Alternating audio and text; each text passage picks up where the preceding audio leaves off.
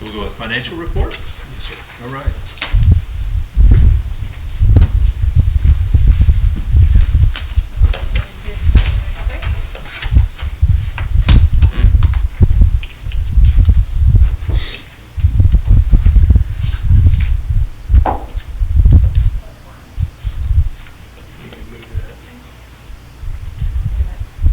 You're good.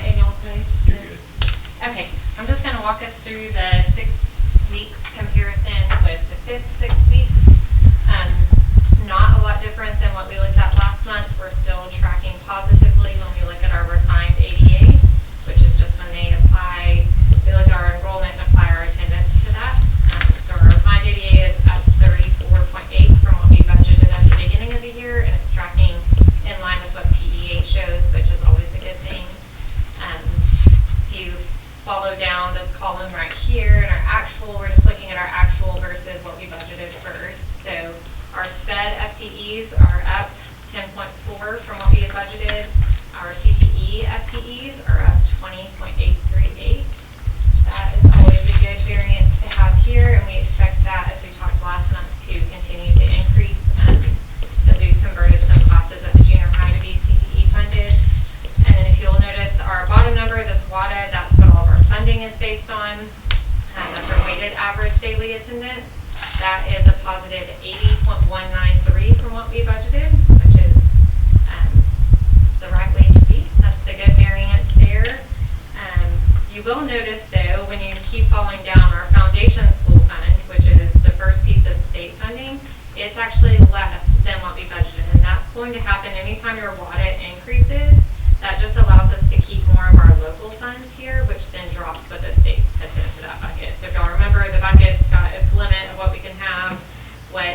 What we're allowed to keep locally is here, and then the rest is filled in by the state. When we are allowed to keep more, because we have more kids here, the state comes in with less. So it's unfortunate, but that's just the way that works.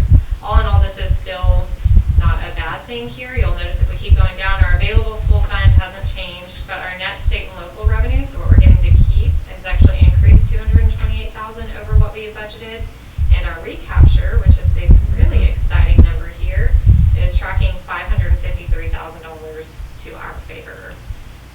It's early still. You have to remember we're only 8 months into the finance year at this point, so there's still a third of a year hanging out there. A lot can change, but right now this is all looking really good. When you compare that out here to your TDA, what they're showing on their website, all of our FTE data looks very similar, which is a good thing. That means that they're staying up to date with other teams. It isn't always the case. There have been recent years where they have not been updating within like 6 months of what we've submitted. So this year they're updating a lot more regularly than what we have seen. And all of those numbers are tracking just like we would expect. Our foundation school fund is very close to what we have as our actual and what they're showing. They're actually showing us to be able to keep a little more in our net state and local. I hope their number's right. But they're also showing, you'll see that recapture is going to take almost all of what they're showing that we get to keep. So, Of course. yes, exactly. So we're tracking very similar to last month where we were. Our attendance, nothing has changed here much. We finalized our fifth 6 weeks last month. That wasn't a final number, but we're still right around 95%. We don't have a 6 weeks number yet, but we will. Do you have one? Yeah, I will say, no, I don't have one, but listening to our director of Region 11 yesterday, I was on Zoom with other superintendents, and so the state average is 93. So we feel pretty good about that, above the state. For the fifth 6 weeks? Well, for the year. Oh, For the year. So, go ahead, sorry. No, we're tracking above that. So I guess even though it's not where we would like to be, that's Right. better than where it could be. And then if we go over here, we're kind of switching gears. So all that was where we are now. This I just wanted to show you all to be able to look forward. Obviously, we'll talk about this in much more detail in the summer in the budget workshop. So I'm going to keep this brief, but just to show you. So what I did is I took the template, and the first part, this first section up here, is with our current student count. So assuming our student count doesn't change at all going into next year, and with our current number of golden pennies. And if you remember, the golden pennies are the portion of our tax rate. We have 5 of them, but it's the portion of our M&O tax rate that we retain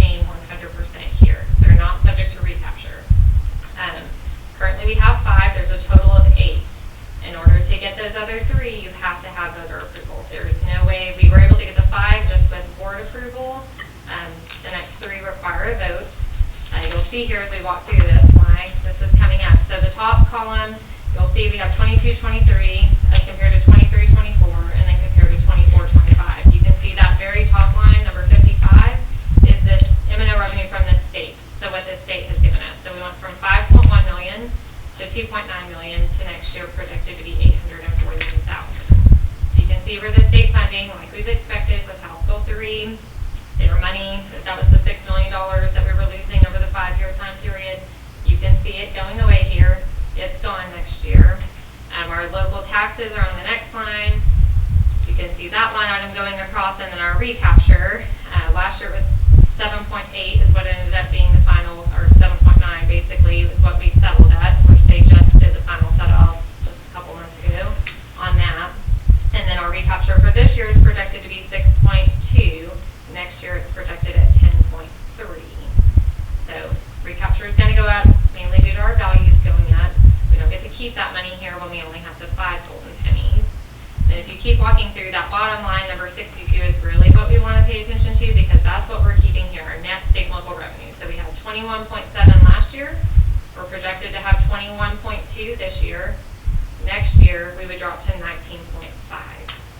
So that is a incredibly large loss of revenue there. It's like $1.7 million and some change. So I say all that to say these 3 pennies, we're going to next month be starting the process to go out for our voter approval election with your approval, of course. But the reason that is so important is if we look at this bottom box, you can see these numbers don't change a whole lot, but the only thing that I changed, I kept our student count the same, which, again, we'll talk more about this summer. I do think we'll see a little bit of an increase there, which will help. But if we keep all things the same, just change to where we have all 3 of the additional golden pennies that we can get, that changes our bottom line here to 20.9. So that's only roughly a $350,000 drop from this year instead of a $1.7 million drop. So this is where we're going to have to be to keep functioning the way that we function, to hold our expectations the same, basically to be our ISB. We're going to have to get those 3 pennies. So, not to be the bearer of bad news, but just wanted to give you all a heads up since this is what's coming down the pipe. Are there any questions on that? So will this be similar to last year where if we get compressed? Okay, so that's a great question, not to cut you off, but there will not be the compression that we've seen. So the state's already released their compression formula. Basically, the MCR, or maximum compressed rate, it was 61.92 cents this year. It'll be 61.69 cents. So 0.3. 0.3. We will be compressed there based on the values that we received in our certified estimates. I plugged those into the calculation. We will get compressed to 61.69. Which are 5 pennies that we have now, puts us at 66.69. What we would be asking to go to is 69.69. So that would be our M&O rate. The good news on this is, with our current values, we'll look at these numbers, but we should be able to drop our INS rate 3 pennies down to 9 cents. It's 12.04 right now. It dropped to 9.04. So our total tax rate for our taxpayers would actually stay the same. The unfortunate part is that the ballot is going to tell them it's a tax increase. Just like with the bonds, when it wasn't, the ballot's going to say this is a tax rate increase, even though it is not. So this is, again, is going to be the name of educating our public and educating our parents and our voters, and kind of a different dynamic that we have going with this one is it's going to take place at the same time as the presidential election, so with everyone going to be voting. But anyway, we'll So discuss for the most part, the taxes are not going to increase, even though, They won't. but Tax it's not rate, through tax rate. compression.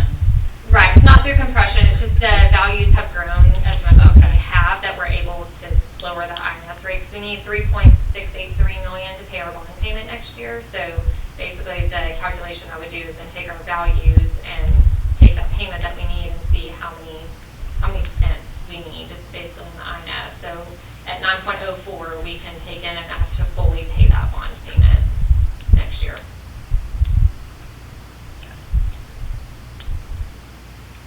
We were hoping that maybe the compression would help us out even more, but honestly, compression is a lot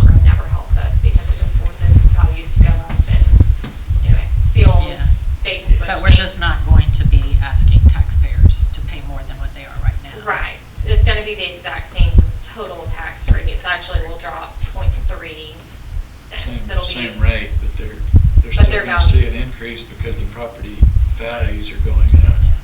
Which most of our value growth this year came through the power plant, but residential did see an increase as well. And we're still on that glide path, right? They can only raise you 10% a year. Right. And they're still behind that, so everybody's gonna get a tax increase next year no matter what, because they're like 20-some% behind on their values. But the school district would not be responsible. Yeah. Yeah. Like, we're not responsible. We would not be for the responsible. price. Our tax rate will remain, the same will actually go down 0.3%. So at that, we are kind of the same amount short that we are this year, right? Right. If we would did be, that. yes. So make sure I'm following. It was in INS, and we're gonna move it into M&O. Yes, but you can't say it that way. Yes, so effectively. There's a recapture. So we're Well, really not netting. but we are because these are golden pennies. And M&O golden pennies are not subject to recapture. Okay. But you are correct, any other penny that's not golden, so you can get up to 8 that are golden, no recapture at all. So that change in value here of the 1.4 million or right around 1.4 million is purely from the 3 golden pennies. And we get to keep it. 100%. Okay. If we were to go up 4, you would only see about a 40%, 50% of that next penny hit our bottom line, because then it is subject to recapture at even a higher yield because it's a copper penny at that point. What's our combined rate with the two together? With the two together right now, it's 78.92, so it would be roughly 78.60 something. I forgot what the end cent is. Come on, So that's what Kayla. everybody's talking I know, I don't remember what that end cent. You have so many We can- numbers in your we head. can I move it can't around even however we need, imagine. right? Yeah. But we're keeping the rate the same, we're just changing how we collect it. This is really like, aside from more compression, this is best case scenario for us as far as going out to our taxpayers saying, hey, we need your help with this election because we really do need these 3 pennies over here, but at the same time, we're not hurting your overall tax rate because we're able to give you 3 pennies over here because of these values and value growth. So we're keeping your tax rate effectively the same. We just get to keep more on the M&O side, which pays our salaries and our operations, which is where we're getting hurt if we don't get that. So next year, we won't be in the same situation because we won't have that 1 point, whatever this chip Right, away. we're just So at we the should be, bottom. we're not gonna be in a pinch. I well, I mean, mean, not depending more of on- a pinch than what depending we're on going. legislation. Yeah. We'll still be in the same pinch that the whole state of Texas is in, but it's not going to be a worse pinch than next year, if that makes any sense. Like, nothing else is going away. We're not kicking the can down the road, basically. No. No. This is gonna I mean, resolve our situation. As much as we possibly can within our, there's a certain level of deficit that is, at this point, up to the state to help us out. But this is as much as we can do on our part in good faith to our taxpayers. Raising the taxes beyond this, which is our only other means of revenue, like substantial revenue, is not worth it because we're sending more back to the state than what we're keeping. So we're going to be, obviously, the other side of this that we can control, that we talked a little bit about the last board meeting, those CTEFTs are working really hard because that's one thing locally with outgrowing students, but getting more value for the students we have is getting them in those CTE courses, which Mr. Caldwell at the junior high put in a lot of work this spring to get their schedule to where they're using their existing staff, but offering some classes that we hadn't in the past. So can you remind me, golden pennies do not go away or expire As of right unless they change some kind of law? Correct. Tell Austin wants them. As of right now, there's 8 total, that's the max, and they don't go away. Once you have them, they're not supposed to be able to take them from you or change the way they work. So As of we now. can, I don't want to say promise the voters, but we can tell the voters that this is money that will stay in our district unless some Absolutely. kind of law changes. Right, and I mean, really, we would have no reason to think, I should knock on wood when I'm saying this, but golden pennies have been the one thing that haven't changed since I've been here as far as they've always been there, they've always been not subject to recapture. The only thing that changed was they made them harder for you to get when they added in to where you could have 5, but to get the full 8, you had to have voter approval prior to House Bill 3. You didn't have to have voter approval to get up to 8. I guess it was the year going into House Bill 3 is when they said, hey, if you want 5, you better go now because this is your chance chance to get them with just your board, and then anything beyond that, you would have to go out. So, crystal ball, if they increase the daily, or the allotment, basic allotment, there's a chance they could take away, hey, you're not getting any more golden pennies, we gave you more money over there. Right, I don't foresee them giving us an opportunity to get more than 8 golden pennies going forward. I think that they're gonna have to solve our problem through the basic allotment. Are Or you some here- sort of funding formula within. Are you hearing from everybody that it's, Yes, we were at the service center on Friday morning, and, I mean, it's the same that I've seen in all the trainings I've been to this year. They're not saying if you're operating in a deficit budget, it's since you're operating in a deficit budget. The service center said every single school that she's worked with, talked with this year, is operating in a deficit budget. So, I mean, that's just the state, that the state has put us in, unfortunately. I mean, this is perfect storm of, I think we all thought they were bluffing last summer. I mean, I told y'all that. I was like, I think they're bluffing. I think they're going to, push their agendas and then give us how we need it. they didn't get all their agendas? They didn't get their agenda, so we didn't get